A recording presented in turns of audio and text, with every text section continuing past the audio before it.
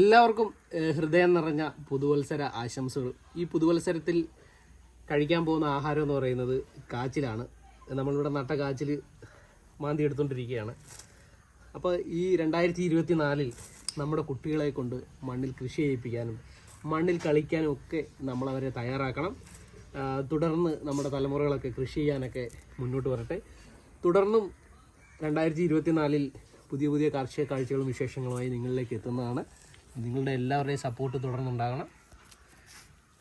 എല്ലാവർക്കും നന്ദി, നമസ്കാരം.